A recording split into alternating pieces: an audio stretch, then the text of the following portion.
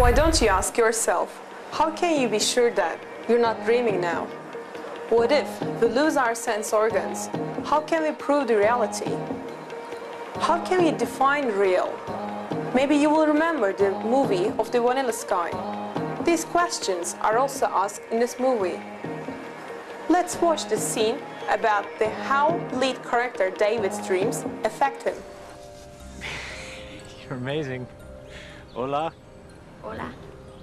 Did you get to work all right? Yeah. No, actually, I had a horrible dream. You dreamed you'd never see me again. I left your apartment, I went downstairs to the car, and my friend, the stalker, had followed me there. But she was upset. I don't know. You know, I got in the car and she drove off a bridge and committed suicide with me in the car. I thought you were going straight to work. But I survived.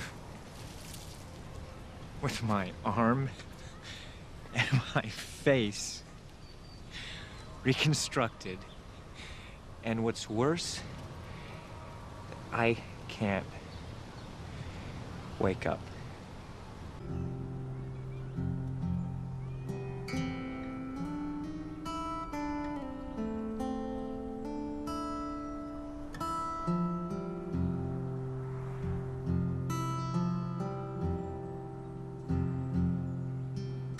My dreams are a cruel joke. They taunt me.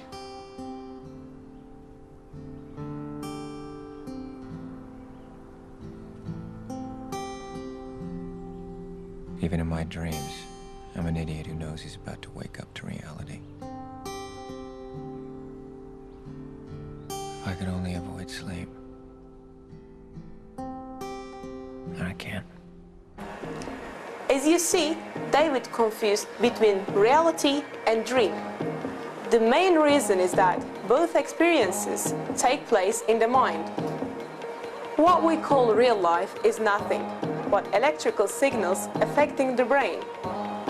What we experience as very real can't be taken as evidence because we are always interacting with the interpretations of perceptions in our brains. We can never be sure whether our perceptions have any material counterparts in the external world.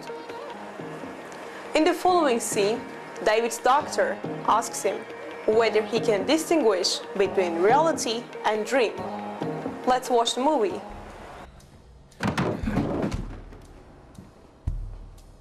You and I signed a contract, David. Who is the man in the restaurant? Who is it? I can't. Can you tell the difference between dreams and reality?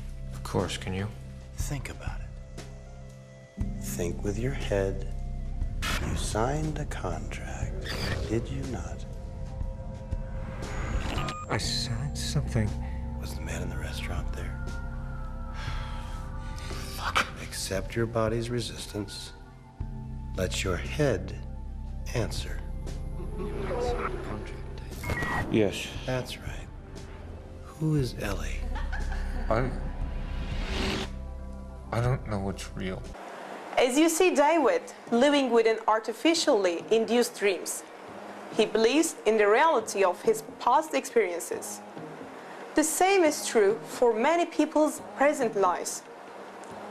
No matter how adamant people are that the images, voices, or feelings they interact with are real, these are only copies existing in the mind.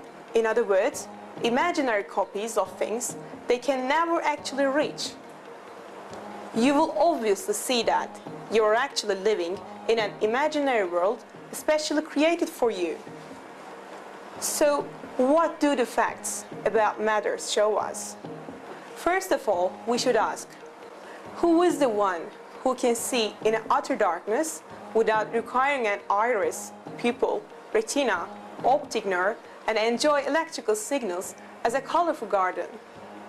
Who is the one who can hear inside the soundproof brain without requiring an ear and enjoy electrical signals as below a melody.